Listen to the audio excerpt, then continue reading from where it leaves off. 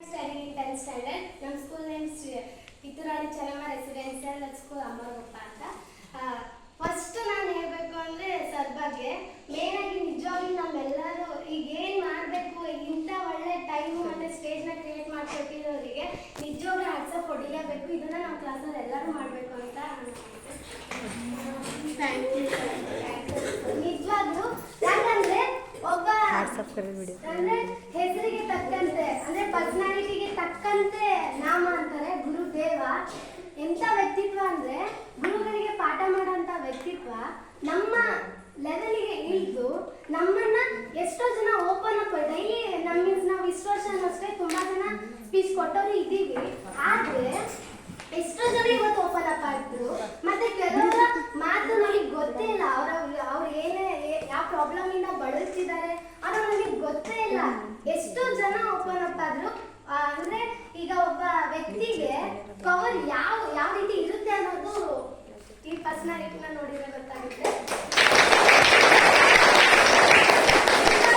ಅಷ್ಟು ಈಸಿ ಅಲ್ಲ ಒಬ್ರನ್ನ ಅರ್ಥ ಮಾಡ್ಕೊಂಡು ಅವ್ರನ್ನ ಬದಲಾವಣೆ ಮಾಡುವಂತ ಪವರು ಎಲ್ರಿಗೂ ಇರಲ್ಲ.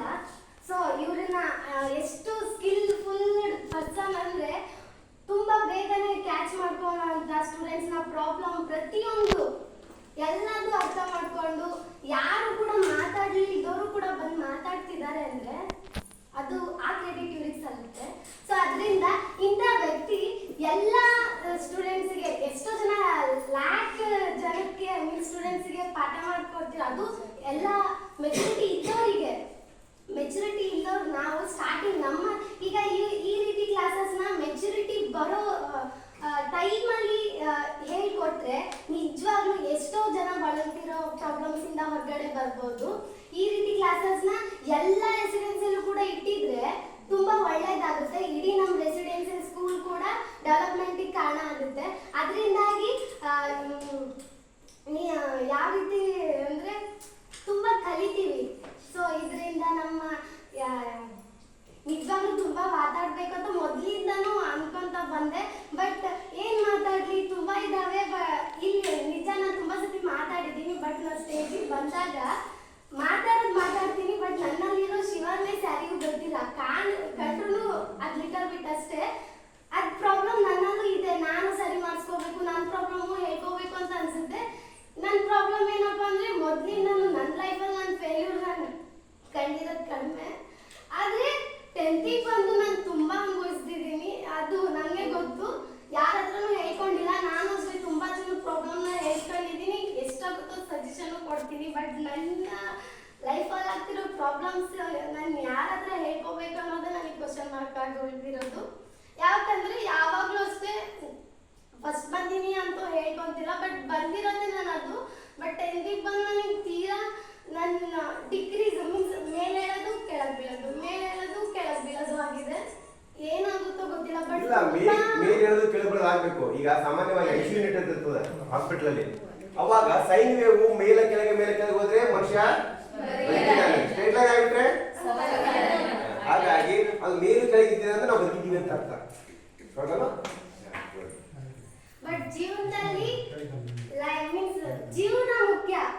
Just exam part of life ಅಷ್ಟೇ. ಲೈಫೇ ಜೀವನ ಅಲ್ಲ ಅನ್ನೋದನ್ನ ಮಹಾನ್ ರಾಜಕಾರಣಿ ಆದವರು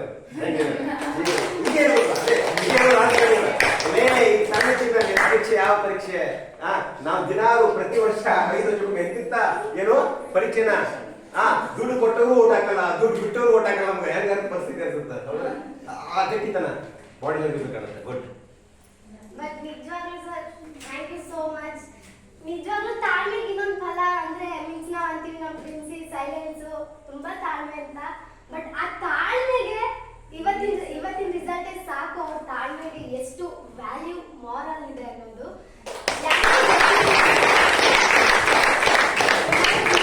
ನಮಗೆ ಶೋಭದ್ದು ನಮ್ಮ ಪ್ರಿನ್ಸಿಪಲ್ ಸರ್ ಕರ್ಕೊಂಡ್ ಬಂದಿದ್ದಾರೆ ಒಬ್ಬ ವ್ಯಕ್ತಿನ. ನಾವೇನ್ ತಿಳ್ಕೊಂಡಿದ್ವಿ ಏನೋ ಇಂಗ್ಲಿಷ್ ಗ್ರಾಮರ್ ಕ್ಲಾಸ್ ಮಾಡೋದು ಬಂದಿದ್ದಾರೆ ಒಬ್ಬ ವ್ಯಕ್ತಿ ಅಂತ ಅಂದಾಗ ಗ್ರಾಮರ್ ಕ್ಲಾಸ್ ಅಂತ ನಾವು ಕಂಡಿದ್ವಿ. ಬಟ್ ನೋಡೋಕ್ ಸಿಂಪಲ್ ಬಟ್ ಹೆವಿ ನಾಲೆಡ್ಜ್ ಆಯ್ತಾ.